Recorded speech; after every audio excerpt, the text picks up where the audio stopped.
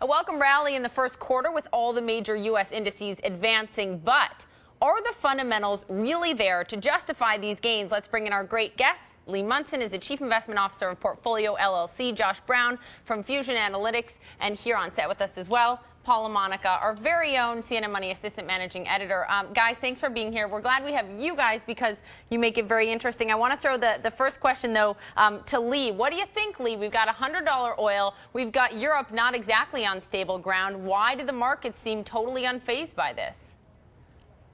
Well, they're unfazed because there's a few things that we know. First of all, Europe is just dead news. Nobody cares about Portugal going broke. There's still some questions about Spain. So I think that we have some fatigue, number one. Number two, $100 oil. It's great. You know, I think everybody's expecting if Iran blows up or it doesn't, you know, we're going to go down about 20 bucks a barrel. But I think at the end of the day, people are looking at the marginal improvements in economic indicators, and they're all going up. You know, it's interesting, though, because this also has a lot to do with how well corporate America is performing, Josh. I was at Jim Beam headquarters in Chicago last week. They said we're seeing softness in Western Europe. Spain's a big concern. You look at Caterpillar, the reaction to China weakening from Cat last week. Should we care a little bit more about Europe and China right now?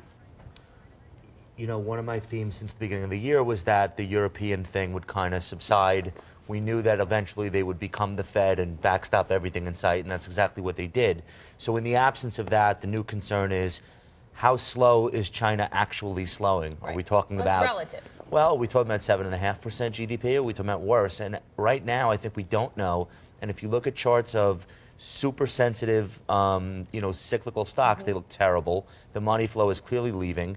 And I don't think actually that the corporate picture is that strong. I think we're seeing peak profit margins overall, but if you subtract Apple from the mix, for example, right, the earnings picture is significantly worse. And I think the last thing I'd bring out is last earnings quarter was mixed at best. We're going to start getting Q1 numbers in 2 weeks. And frankly, this is the first quarter where corporate profits are being announced against the backdrop of $100 oil over the course of almost the entire first quarter. So I don't know that we can say that we're in such a strong environment. We're certainly not betting that way. So you sound a little bit like Ben Bernanke, a little less reserved, but Paul, I don't know if that's a compliment or not. I'll let you guess. Bernanke this week, you know, is basically saying, look, the good news recently overall with jobs is out of sync with the overall economy, and a lot of folks read that as QE3 is on the way. I don't know if you read it that way or not, but what's your take on that and how that affects these markets? I don't think it's necessarily that QE3 is on the way as much as it is that Bernanke is reminding the market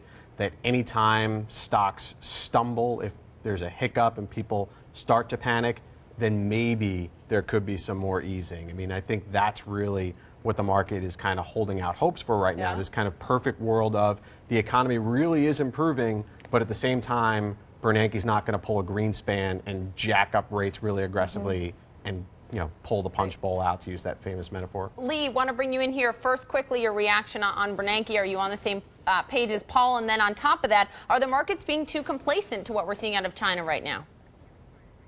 No, I think that, you know, first of all, think about what Paul just said. We have a put on the market. It's the Bernanke put.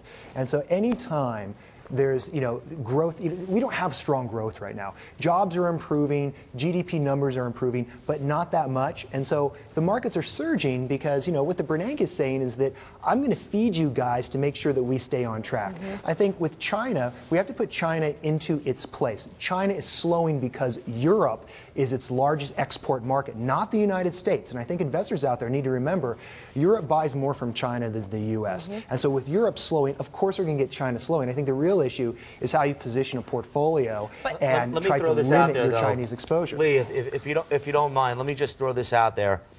I think sure, Josh. Thank you, handsome. The dirty secret is that until you get 3.5%, 4% GDP, you don't escape from this. You never get quite to that level where jobs become self-sustaining, where hiring becomes self.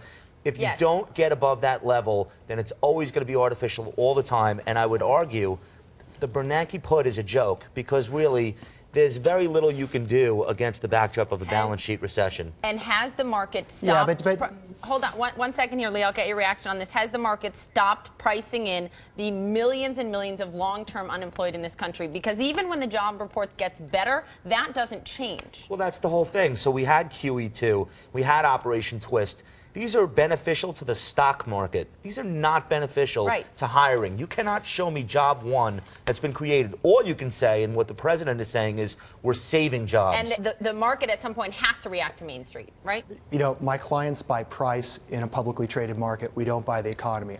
Josh has a good point. My point, I have to make money right now in the market. I'm not here to invest in an economy.